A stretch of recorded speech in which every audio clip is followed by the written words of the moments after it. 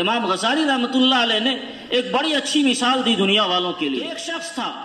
اس کے پیچھے شیر اس دوڑایا، بھاگا،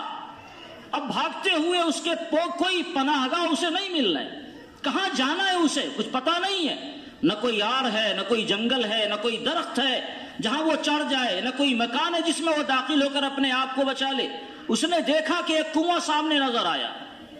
اب اس بندے نے سوچا اسی کنویں میں چھلانگ لگا کر کم سے کم شیر کے پنجے سے اپنے آپ کو بچایا جا سکتا ہے۔ جب چھلانگ لگانے لگا تو دیکھا کہ نیچے ایک زہریلا سانپ پانی میں تیر رہا ہے، آگے کنواں اور پیچھے کھائی والی بات ہو گئی۔ اگر کنویں میں کودتے ہیں تو بھی سانپ وہ ڈس لے گا، مر جائے گا، نہیں کودتے ہیں تو شیر پھاڑ کے ختم کر دے گا۔ اب اس کے سامنے کوئی راستے نہیں بچے، کرنا کیا ہے؟ تو اس نے دیکھا کہ کنویں کے ارد گرد میں کچھ پتلے سے درخت لٹکے ہوئے ہیں، ہوتا ہے چھوٹی سی ٹہنی ہوتی ہے، لٹک جاتی ہے۔ اس نے سوچا کہ اس کو پکڑ کر اگر لٹک جائے اور پانی کی سطح تک نہیں پہنچے تو یہ ایک شکل ہوگی اپنی جان کو بچانے کے لیے۔ لیکن اس نے دیکھا کہ اس درخت کو دو چوہے، ایک کالے رنگ کا چوہا اور ایک سفید رنگ کا چوہا کتر رہا ہے، اور دھیرے دھیرے اسے کتر رہا، اور وقت آئے گا کہ یہ چوہا ان درخت کو کاٹ کے ختم کر دے گا، وہ درخت بھی پانی میں گر جائے گا۔ لیکن اب اس کے پاس اپنی جان بچانے کے لیے کوئی شکل نہیں تھی، کیا کرتا؟ سوچا کہ تھوڑی دیر کے لیے صحیح کم سے کم اس درخت پر لٹک جائے، اور جب شیر کی مصیبت ٹل جائے گی تو اس سے نکل جائیں گے، کسی طرح اپنے آپ کو بچا لیں گے۔ چنانچہ اسی کنویں میں وہ گرا اور درخت کو پکڑ کے لٹک گیا، تو شیر سے بھی محفوظ ہو گیا، اپنے آپ کو یہ سمجھ رہا ہے، اور یہ سمجھ رہا ہے کہ ہم اپنے آپ کو ناگن سانپ سے بھی محفوظ کر لیے۔ لیکن وہ چوہا مستقل، دونوں چوہا مل کر اس درخت کو کترے جا رہا ہے۔ اچانک یہ دیکھتا ہے کہ وہیں پر ایک شہد کا چھتا ہے جس میں شہد کی مکھیاں تو نہیں ہیں مگر شہد لگی ہوئی ہے۔ اب اسے لالچ آئی کہ تھوڑا سا چکھ کر دیکھتے ہیں کیسا لگتا ہے، بھوک اور پیاس تو لگی ہی رہی ہوگی اتنا دوڑ بھاگ میں۔ تو بندہ اپنی انگلی سے ایک ہاتھ تو پکڑے ہوا اور ایک ہاتھ کی انگلی سے شہد کو چکھ رہا ہے۔ اب شہد کو چکھتے ہوئے اتنا مزہ آیا کہ نہ اسے یہ ہوش رہا کہ ہمارے نیچے کوئی سانپ ہے، نہ یہ ہوش رہا کہ کنویں کے اوپر کوئی شیر کھڑا ہے، اور نہ اسے یہ ہوش رہا کہ اس کے جو درخت پکڑے ہوئے ہیں وہ درخت بھی جلد ہی ٹوٹنے والا ہے۔ انجام کیا ہوگا ہم آپ سمجھ سکتے ہیں۔ امام غزالی رحمۃ اللہ علیہ نے اس دنیا کی مثال دے کر لوگوں کو سمجھایا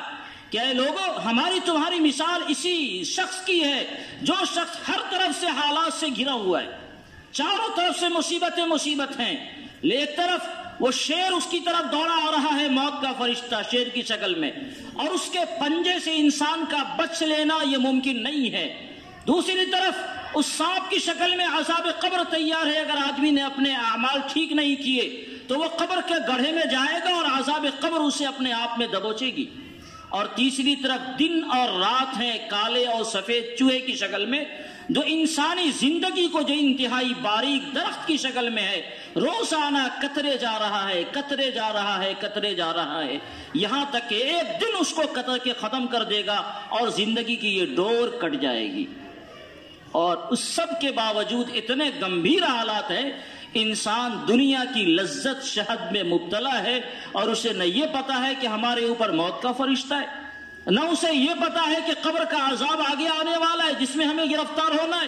اور نہ اسے یہ پتا ہے کہ ہماری زندگی کے ایام دھیرے دھیرے ختم ہو رہے ہیں، کچھ بھی پتا نہیں ہے۔ وہ دنیا کی تھوڑی سی شہد کی لذت میں ایسا مست ہو گیا کہ نہ اسے آگے کی خبر ہے نہ پیچھے کی خبر ہے، آگے کیا ہو رہا ہے نہ اسے اس بات کا علم، نہ پیچھے کیا ہو رہا ہے اسے اس بات کا علم، بلکہ ہمارے ذہن و دماغ میں تو یہ گھسا ہوا ہوتا ہے کہ اگر سب لوگ تو دنیا سے جا ہی رہے، ہم بھی اگر چلے گئے تو جھیل لیں گے، جو ہوگا دیکھی جائے گی۔ یہ معاملہ اگر اتنا ہی آسان ہوتا، اگر جھیل لینے والی بات ہوتی، آخرت اتنی آسان چیز ہوتی، تو سیدنا آدم علیہ السلام سے لے کر ہمارے اور آپ کے آقا جناب محمد رسول اللہ صلی اللہ علیہ وسلم تک سارے انبیاء کی تعلیم جو آخرت کے تعلق سے لوگوں کو بیدار کرنے کی ہے وہ نہیں ہوتی۔